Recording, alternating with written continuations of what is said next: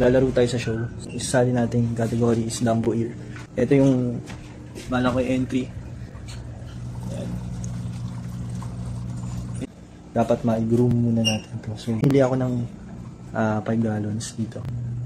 Then magiging grooming area niya. And then ang lalagay ko lang is itong biofoam na BF4, BF2 lang. Ayan. So, isi-set up ko na to ngayon. Cycle na siya. After few days, lalagay na natin yung ating entry dito. Meron akong X7 dito na ilaw. Para makita natin kahit gabi, nag-i-improve ba yung ating koi feeder entry sa tank na to.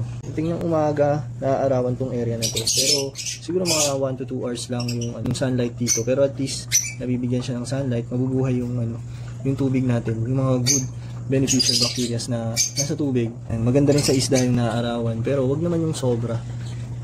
Kailangan talaga ilang oras lang silang naaarawan kasi masama rin sa kanila yung tutok sa araw. Lalong-lalo na wala tayong floating plants. O water change nga pala natin to every 2 days. O malapit lang naman to sa lababo. Kaya madali lang to may water change. Ayun, ready na yung ating 5 gallons na grooming tank.